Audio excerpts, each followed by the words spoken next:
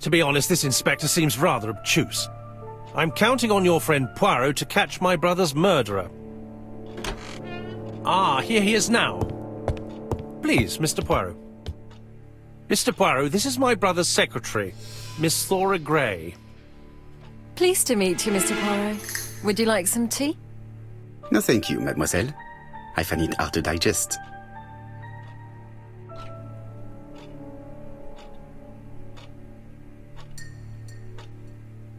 There is something very viril about him.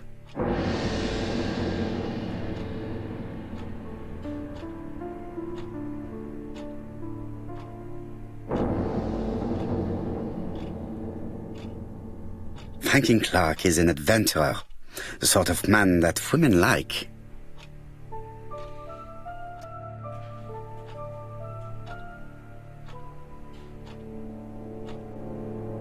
There is something elegant about her.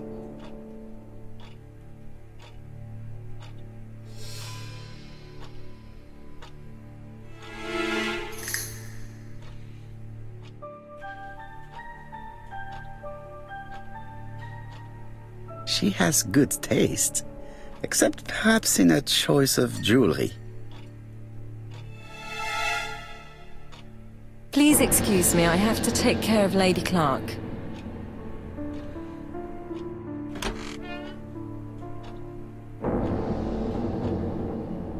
My brother's wife is gravely ill. You will probably want to question her, but I fear that it won't be possible today.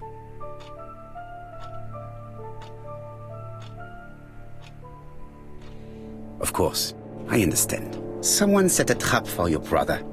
Who was familiar with his habits? Everybody knew he took his evening walk at 8:30, and that he always followed the same path. Everybody, including Miss Gray? What are you insinuating? Thor would never. I mean, Miss Gray is above all suspicion. You're quite wrong, I'm absolutely certain. What were you doing last night? After dinner, I went to my bedroom. At 11 in the evening, the telephone rang. It was the police. I went to look for my brother. Was it your favorite novel? The Railway Children by Edith Nesbit. I know it's a children's book, but it's enthralling. So it was you who found the body? Yes, along with the gardener. Have you seen any strangers around the house recently? No. As far as I know, nobody has been near the house.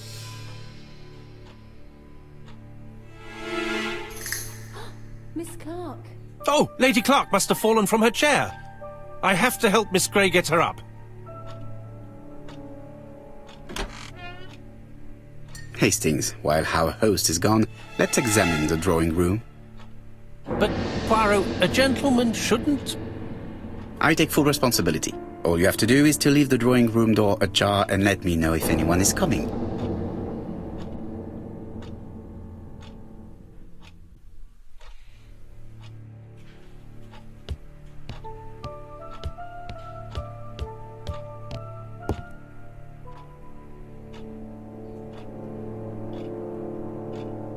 A turtle.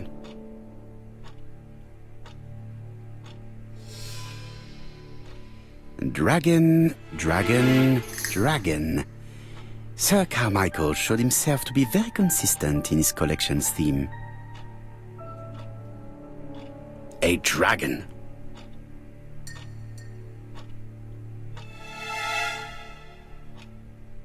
It is an emperor. His place at the center of the table is probably symbolic.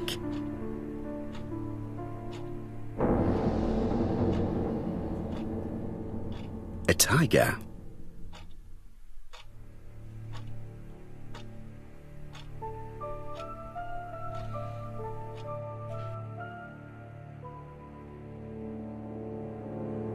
Comside's private collection, purchases since 1920. The catalogue for Sir Carmichael Clark's collection.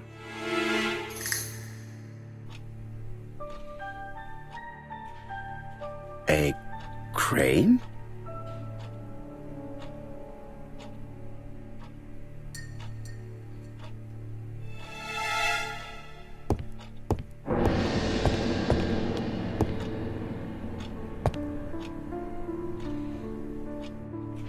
The interior is richly decorated.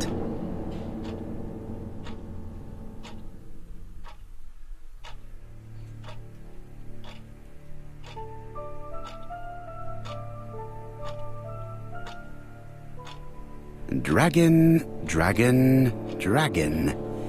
Sir Carmichael showed himself to be very consistent in his collection's theme.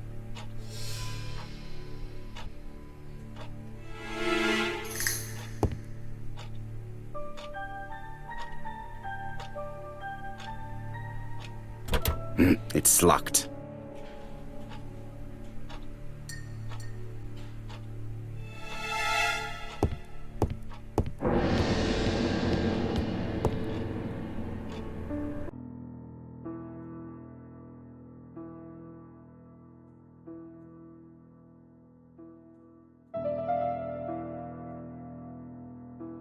Turtle, the dragon, the crane and the tiger. I think I've already seen this motif somewhere.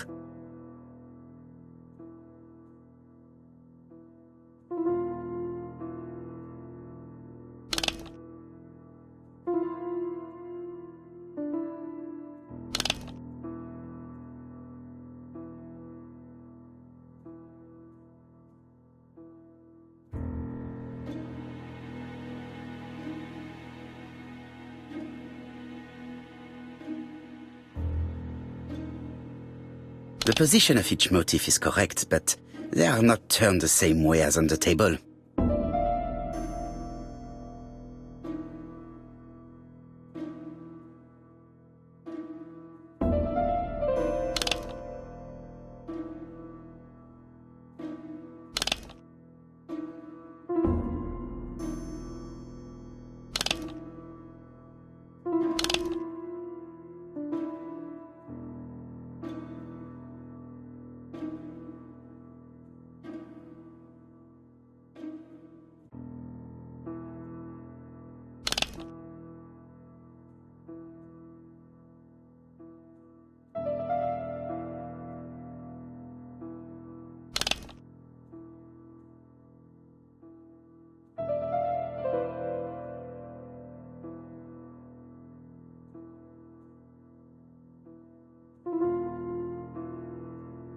I think I heard a bang.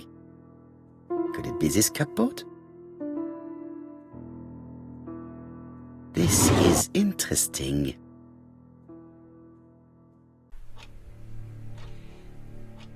These daggers are only ceremonial weapons. I do not think that the crime weapon is here.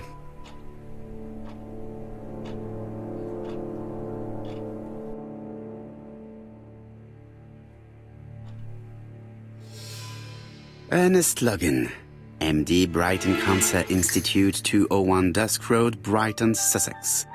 To Sir Carmichael Clark, MD, Comsite Churston, Devon. Brighton, 1935, January the 5th. As a man of science, I owe it to you to be completely frank. Lady Clark, your wife is suffering from a generalized terminal cancer.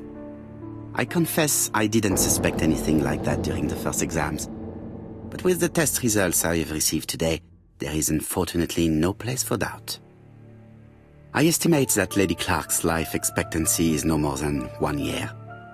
Hospitalization would not help in her case, so I advise you to keep her at home and provide her with as much morphine as required to ease her last moments. Yours sincerely, Ernest Logan.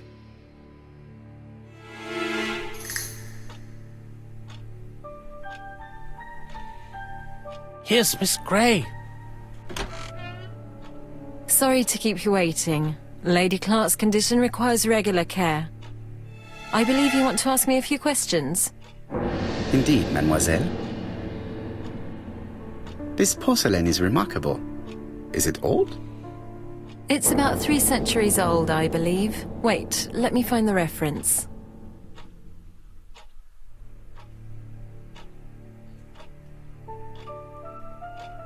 She appears to be very flustered.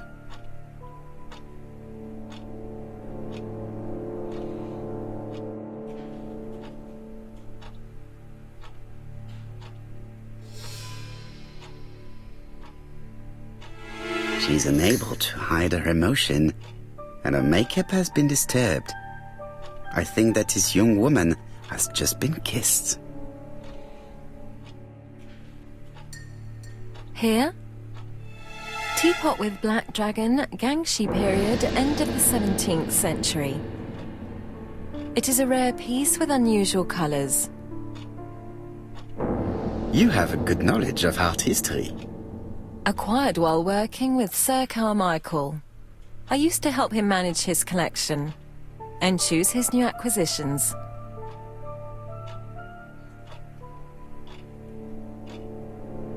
And sometimes, he used to give you a piece as a gift, is that right? Gift? What do you mean? I am referring to your brooch. This old brooch? Mademoiselle, you know perfectly well. I am talking about the magnificent brooch you were wearing earlier. Yes, you're right. Sir Carmichael did give it to me. He valued my work. How could I refuse? He would have been offended. You took it off because of Lady Clark, am I right? Indeed. Lady Clark does not like this jewel. Why upset someone who is so gravely ill?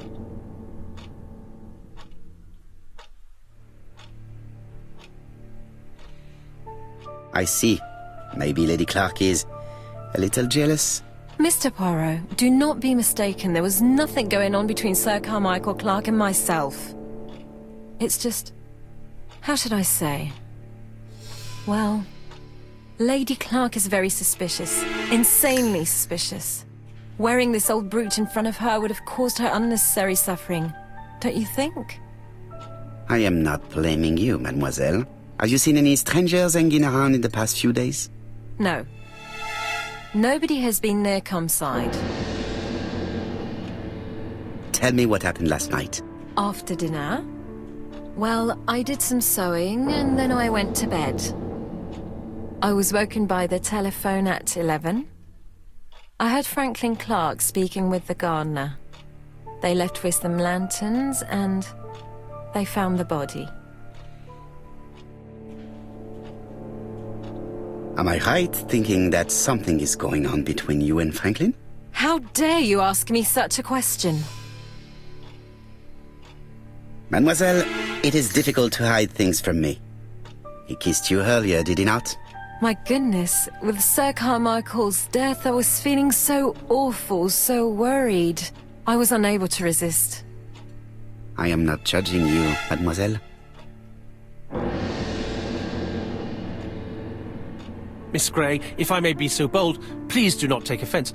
My friend has rather unusual methods, but all he wants is to find the murderer. Yes, I understand. I must rest. Please excuse me. Earlier, you asked me to watch the living room door for you. I don't wish to be indiscreet, but sometimes a gentleman stumbles upon a secret without intending to. That is sometimes the case.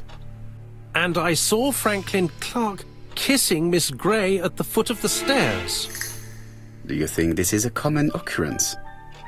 No, I saw emotion, intensity. I think it was their first kiss. Well done, mon ami. Well spotted. However, I don't think I completely understand this business. Why did Sir Carmichael not defend himself? He appeared to have been active and strong. The murderer did not give him a chance. Let us try and reconstruct the scene.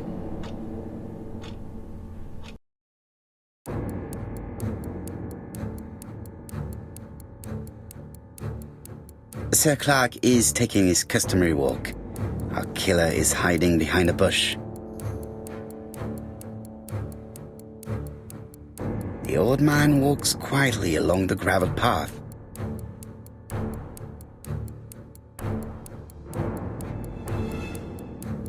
Then he turns towards the sea to gaze at it.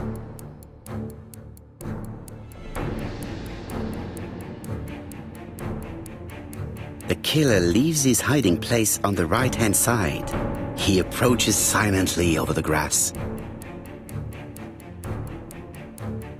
Then he throws himself on his prey and cuts the poor man's throat. He then lays down the ABC before leaving. Everything appears to match the crime scene, mon cher Hastings. That is exactly what happened.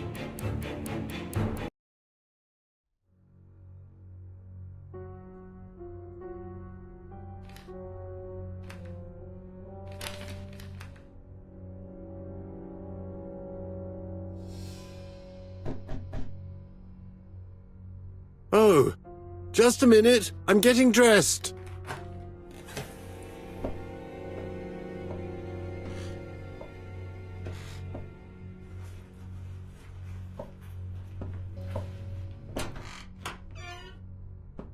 Mr. Kirst, have you recently returned from Churston? Yes, indeed I have. Have you seen the papers? And to think that you might have rubbed shoulders with the killer. Imagine that. Mr. Kirst, are you all right? You don't seem well. My apologies. My throat is burning and my head feels heavy. It's ever since the war, you know. Since my injury, my head has never been the same.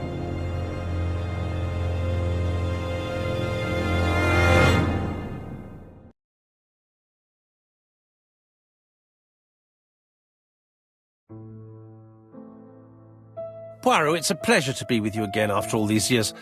I looked for a gift to thank you, and I found this propelling pencil. An authentic collector's item. You spoil me, mon ami. And you more so by sharing investigations.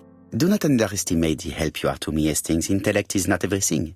There is also goodwill, and you are not short of that. Later, I will ask you to help me tidy up the room and bring some chairs. Our guest will be here soon. Ah, is Thora Grey coming? Naturally. She is a fascinating young woman, n'est-ce pas? Oh, come on, Poirot. I'm a married man. Miss Grey has already been courted by Franklin Clark. Poirot, our guests will be here soon. We must prepare ourselves.